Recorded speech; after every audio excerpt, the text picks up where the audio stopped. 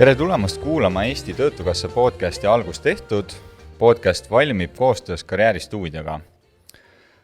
Täna räägime suvel töötamisest, kuidas noor võib leida suveks töö ja milliseid võimalusi üldse olemas on. Minuga on täna Killu Maidla, kes on Eesti Hotellide ja Restoranide Liidu tegevjuht. Tere, Killu! Tere! Ja Noora Maidla, kes on õpilane Pirita Majandusgümnaasiumi 11. klassis ning mitmekordse suvel töötamise kogemusega. Tere, Noora! Tere! Kui nüüd mõelda hetke olukorra peale, et tegelikult noortel ongi ju see suvel töötamine nüüd kohe ukse ees, et paljud noored on kiiresti tahavad lõpetada juba kooli ära, et algaks suvevaheaeg, aga paljud mõtlevad ju töötamise peale, mitte ei taha terve suve puhata. Et variante on mitmeid, näiteks maasika korjamine või kuhugi kaubapaigutajaks minemine, kulleriks ja nii edasi. Et miks noor võiks just vaadata teie kogemuse põhjal selle hotellide ja restoranide, toitlustuse, majutuse valdkonna poole, et mis selle eelised nagu noore vaates võiksid olla? Mina kommenteeriks seda, et tegelikult noor ei peaks vaatama ühe kindla valdkonna poole, et ma pigem soovitaks noortel proovida täiesti erinevaid valdkondi, seinast seina, saada erinevaid kogemusi ja kuulata siis nagu või õppida kuulama oma südame häält, et millist tööd ta naudib, millist keskkonda ta naudib ja siis sealt edasi vaadata. Et hotellid ja restoranid on traditsiooniliselt tegelikult olnud ühed sellised head esimese töökogemuse pakkujad ja siin kindlasti on palju erinevaid võimalusi alustamiseks, aga mingil juhul ma ei ütle, et ainult seda vaadata. Aga Noora, sinul on kogemus selles valdkonnas töötamisega, et miks sina hakkasid sinna poole vaatama? No ma arvan, et see ema mõjutus, sest et kui ma olen 14, siis ma väga ei julge ju ringi vaadata ja mõelda, et kuhu tööle võiks minna, et kohe esimese asjana ema pakub, et kas sa tahaksid tulla meie hotelli tööle. Ja siis kuna on mugav, kuna tutvusi on ja on tuttav selline keskkond, kus ma olen ka varem käinud, siis tundus loogiline.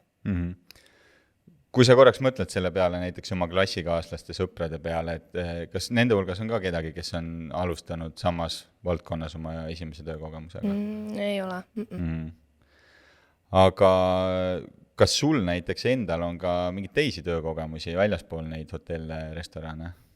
Jaa, ma käisin üks suvevaheaeg, vaheajal käisin Rahvaraamatu laos, siis panin raamatuid sinna laoriiulisse.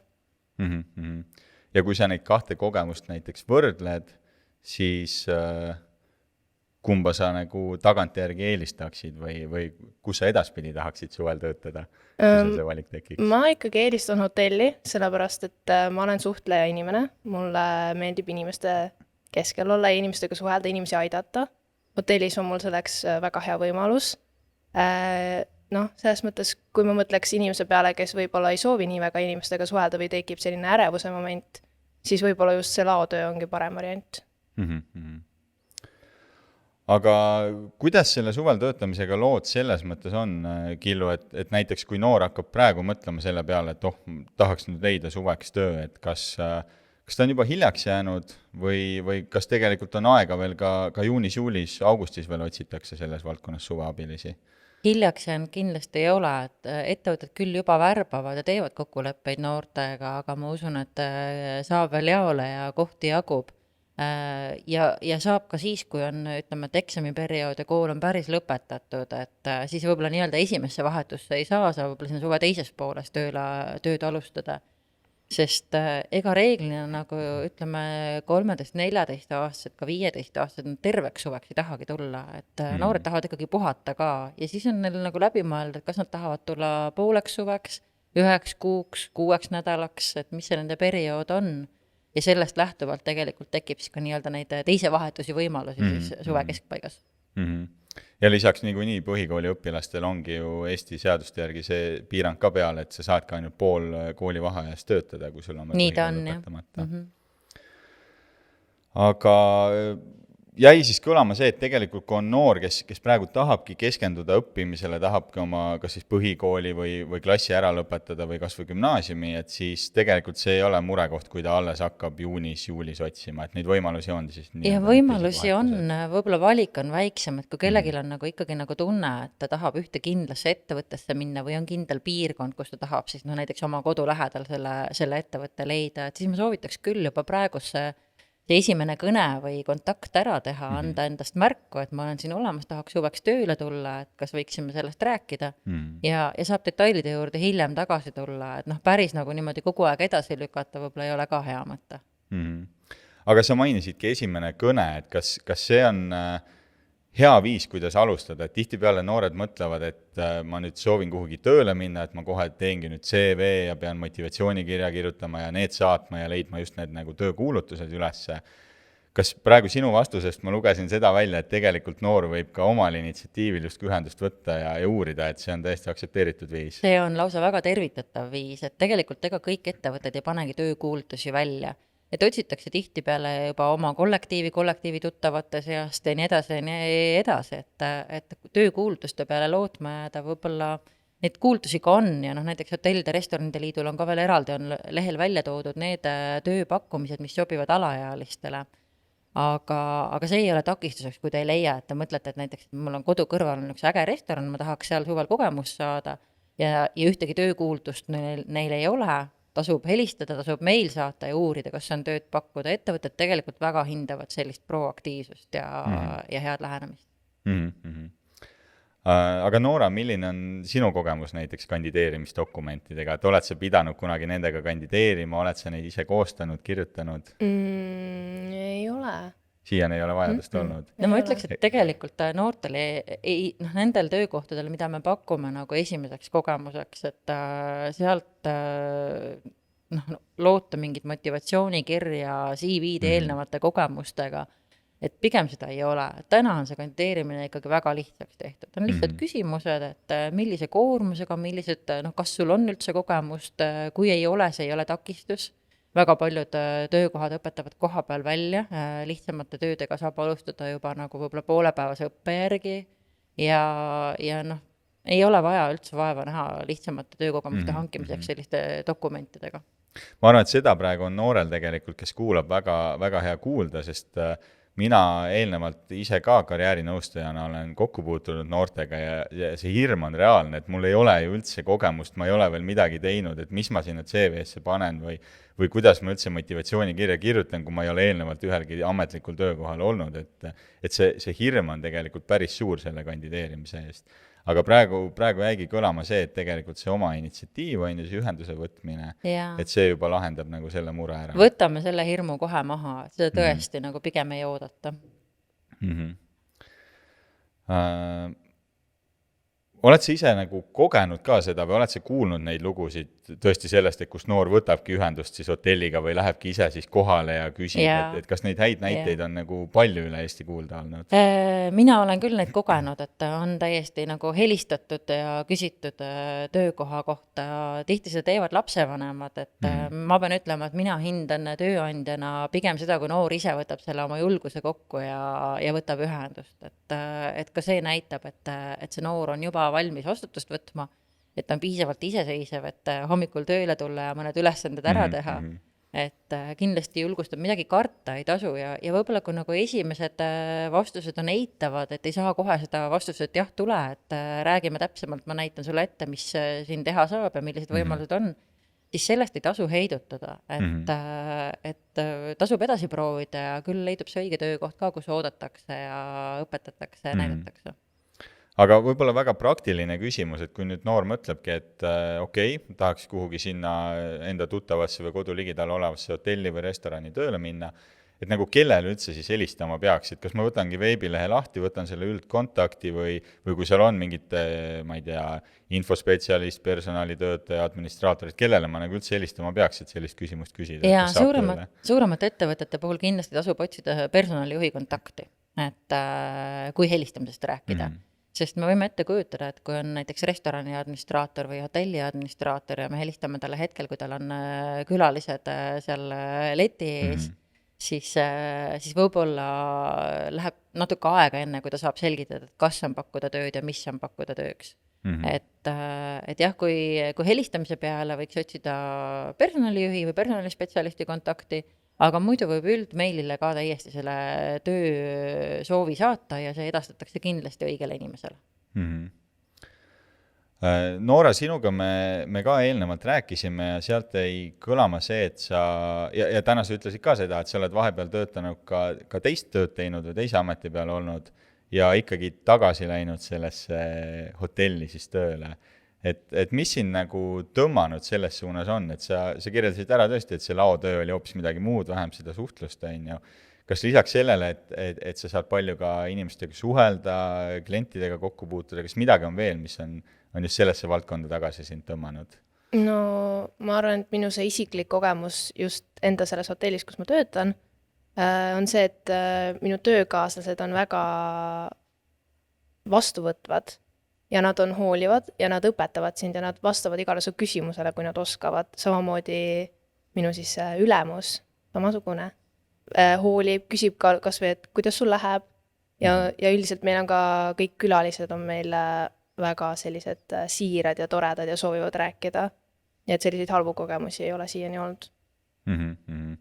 Et kui jällegi mõelda võib-olla natuke noorte sellise hirmu või eelarvamuse peale, et hotellis töötamine näiteks, et võib-olla kujutatakse ette, et mõni kuri klient tuleb või keegi kutsub sind tuppa ja näitab, et näed, see ei tööta ja see on katki. Et seda tegelikult sina oled vähe kogenud. Ja seda on vist ühe korra olnud sellist. Ma võib-olla toetaksin ka seda, et tegelikult kõik algab juba sellest esimesest kontaktist, et kui sa lähed tööintervjuule või kohtumisele siis oma tulevase võimaliku tööandjaga, siis esiteks tasub üle küsida kõik need küsimused, mis sulle natuke nagu kahtlusi või hirme tekitavad.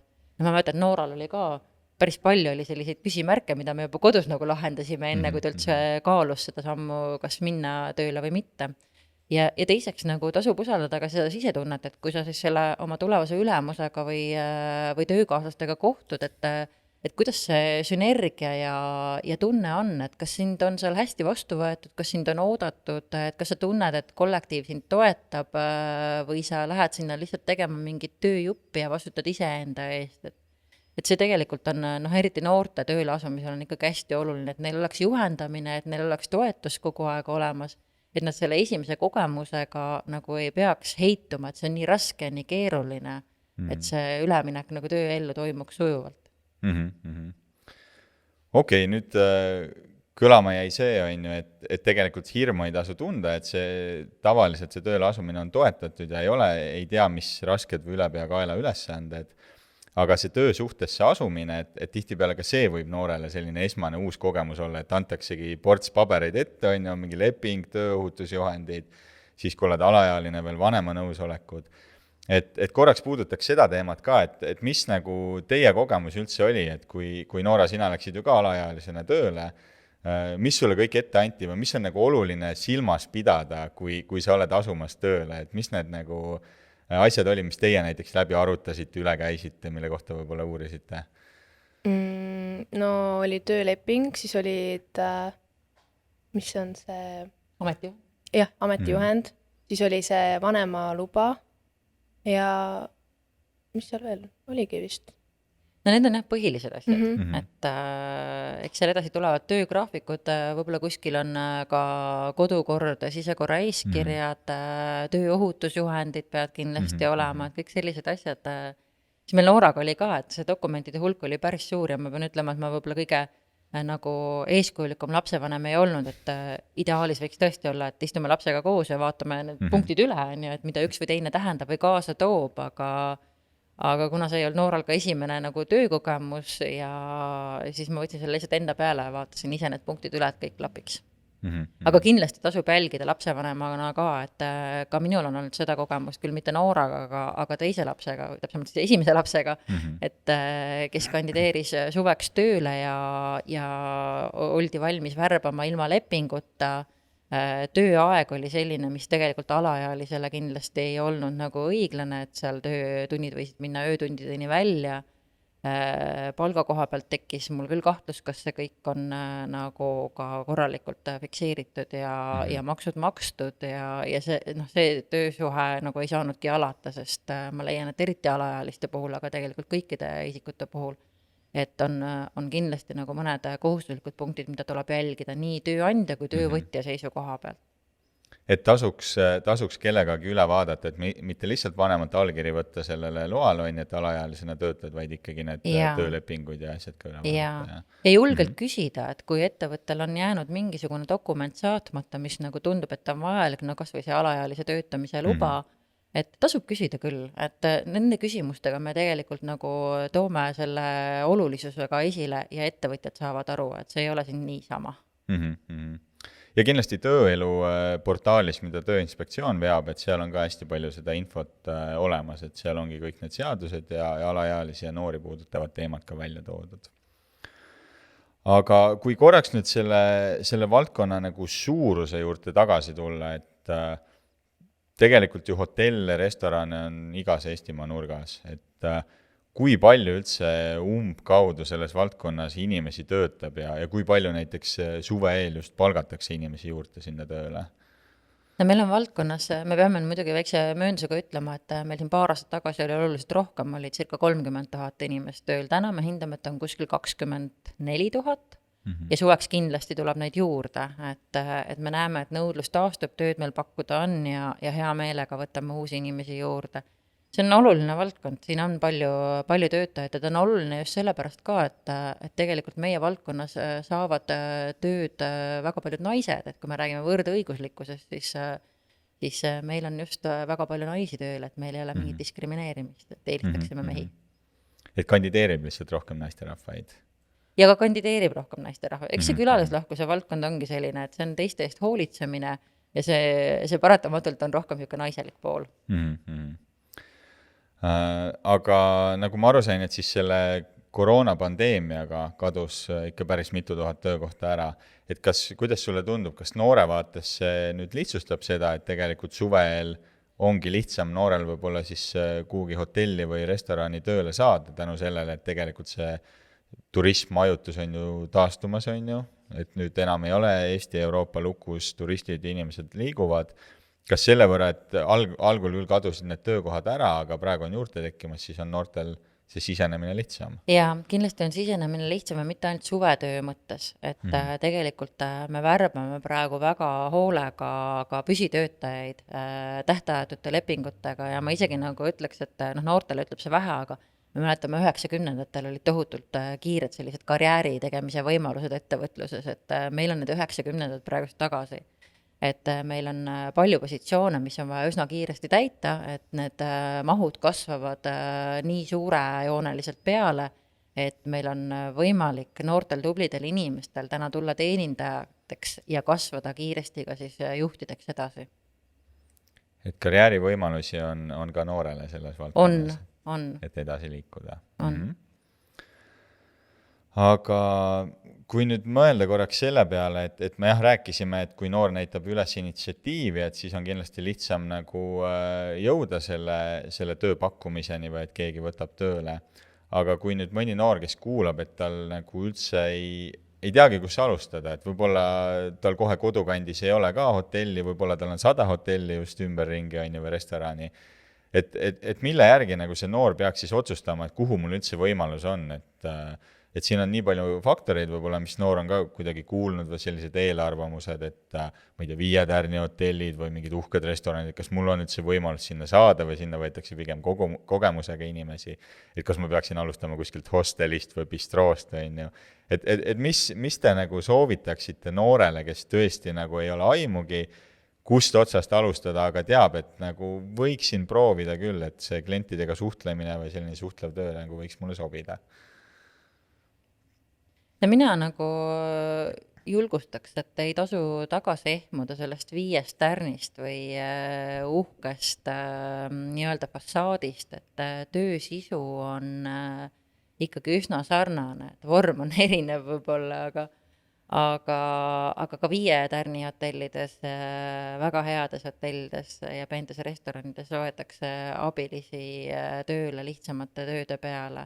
et kui ikka ambitsiooni on ja tegelikult kui keegi noortest on veel eriti sellisel juhul, kui ta on nagu ära tundnud, et see võiks olla tema valdkond, et ta tahaks siin nagu areneda, kasvada ja kuskile kaugemale jõuda, siis päris kindlasti tuleks vaadata neid ettevõtteid, keda ta ise imetleb, kes tundub, et teevad olulist asja eeskujulikult ja väga hästi ja siis sinna minna kandideerima, et mina küll väga julgustaks selle järgi valima. Noora, kas sul mingit isiklikku kogemust ka on, et on midagi töö juures juhtunud ja tundub nagu, et päris hull asi oli, aga tegelikult tagantjärgi selgus, et ei olegi maailma lõpp? No ma arvan, et esiteks oli mu see suurim hirm see, et mul kukub kandiku pealt midagi maha. Ja siis suvel ma mäletan, tegin rahulikult oma tööd ja siis hakkasin laua pealt koorima asju. Ja siis külaline pani ise, hakkas laduma mulle sinna kandiku peale neid taldrikuid ja kausse. Ja siis ma ütlesin, et nagu vabandust, et ma korjan ise, et ma tulen kohe tagasi. Ja siis ta ütles, et ei, et võta. Ja siis ma keerasin ümber ja need kõik lendasid maha. Ja siis tuli kohe mu ülemus tuli, et kõik on hästi, et mingi ikka juhtub, et ära muretse. Ja siis ta hakkas ise koristama, ta ütles, et sellest ei ole midagi. Ja siis see oli kohe siuke nagu okei, pole hullu. Et see on asi, millega on arvestatud, et nõusid ikka läheb katki. Ja läheb. Ka kogenud töötajatel läheb nõusid katki, et mitte midagi ei ole teha, et see on jah, paratamatus. Aga nüüd, kui mõelda näiteks selle peale, et kui noor saabki selle töökogemuse suvel, et töötabki kuskil majutusasutuses, kuskil söögikohas ja saab oma esmase töökogemuse ja nüüd tal ongi midagi lõpuks CV-sse panna ja midagi ka tulevikus tööandjatele mainida, et kui väga nagu tööturul seda kogemust väärtustatakse, et kui sa pärast lähed kuhugi mujale kandideerima, Noora näiteks, sul on ka see kogemus, et hotellis olid töötanud, läksid sinna lattu tööle, kas seda võeti üldse arvesse, kas nagu see tööandja või töövestlusel või kandideerimisel vaatas, et et sa oled juba seal töötanud, et Tegelikult selle laotööga oli niimoodi, et see oli minu ema sõbranna kaudu, nii et otseselt seal mingit suurt vestlustega mingit läbirääkimisi vist väga ei olnud. Aga ma pean lisama, et see sõbranna väga arvestas seda, et Noora on käinud hotellis suvel tööl ja järelikult ei ole tegemist sellise nurgas norutajaga, vaid inimesega, kes reaalselt tuleb ja aitab asju ära teha. Ja ma võib-olla nagu tööandjate poole pealt pean küll kinnitama, et selline nagu eelnev töökogemus räägib väga palju inimese kasuks, kes tahab tööle tulla. Et kui mul on valida keegi, kes on mingisuguse kogemusega, olgu see kas või koristamise kogemus või olgu see kas või tänaval flyerite pakkumise kogemus või tuleb keegi, kellel üldse kogemust ei ole, siis see, kui sa oled nagu juba nagu käinud kuskil tööl mingi perioodi ja vastu pidanud, see räägib nagu sinu kasuks väga palju. Et tööandjale kahtlemata avaldab nagu usaldusväärsus see, et ta näeb, et see noor inimene on valmis tööle pühenduma, ta on seda teinud juba aasta tagasi, kui ta oli aasta noorem ja hea meelega võetakse vastu. Et ükskõik kui palju nõusid sa oled lõhkunud, vähemalt oled kohale ilmunud ja tööl käinud ja oled usaldusväärne selles mõttes. No muidugi alati võib ju küsida ka, eks ju, et kohale käinud ja tööl käinud, et soovitusi eelmistest kohtadest, et tasub kindlasti nagu hästi tööl käia ja see positiivne märk nii-öelda maha jätta, et kui soovitusi küsitakse ja eelmisele tööandjale helistatakse, aga kinnitan küll seda, et igasugused kogemused on väga positiivsed. Aga kui nüüd ühte asja saaksite veel soovitada noorele, kes on huvitatud töötamisest, aga ikkagi nagu väike selline ärevus või hirm on sees, et ei tea, et äkki valin selle maleva, äkki lähen grupis töötama ikkagi, et päris ei julge veel ise nagu kandideerima minna või et mis te nagu sellisele noorele praegu ütleksite, et miks tasub proovida, miks tasub see töökogemus ära?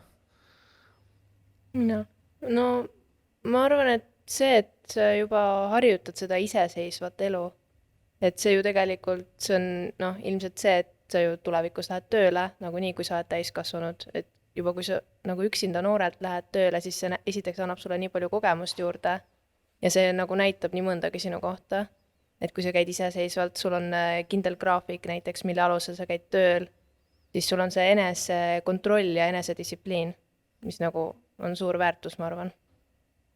Jah, ma lisaks ka juurde, et igasuguste hirmude puhul on ju parim ravi see, et tuleb teha neid asju, et hirmust üle saada. Et see sama asi, mis tekitab natukene nagu õõvastust või nagu tunnet, et nagu, kas ma ikka saan hakkama, et pärast see rahulolu tunne, et kui ma olen sellega tõesti hakkama saanud, et see kasvatab tohutult inimeste enesekindlust ja tööandjana ma pean ütlema ka, et noorte tööle värbamine ja nende kogemuse jälgimine töökohal on iseenesest juba väga positiivne, sest nad tulevad reeglina, esimesed päevad on nad pigem sellised uuedad ja arglikud ja kui nad siis hakkavad avanema ja mõni tegelikult nagu saabki aru, et see on tema elukutse, ta tahabki seda tööd teha, ta tahab juurde õppida, tahab veel rohkem teada saada. No teine loomulikult saab aru, et võib-olla ei ole teenindus see, mis ta tahab igapäevaselt teha, peab midagi muud proovima. Aga läbi nende kogemuste me tegelikult ju õpime ka iseennast tundma, et seda peaks küll iga inimene endale kinkima. Ja kui mõelda teistpidi, et mis on see halvim, mis saab juhtuda, helistad, küsid tööd, sulle öeldakse, meil ei ole pakkuda ja midagi ei olegi tegelikult katki. Ja midagi ei olegi katki. Järgmine telefoninumber. Jah, täpselt. Kuulge, aga suur aitäh teile, et tulite siia rääkima oma kogemusest ja majutus- ja toitlustusasutustes suvel töötamisest. Suur tänu! Aitäh! Tulge julgelt tööle! Kui sind kõnetavad algust tehtud podcasti teemad, kuid sa ei tea, kust alustada, siis pöördu julgelt Eesti Töötukassa karjäärispetsialistide poole. Vaata lähemalt minukarjäär.ee.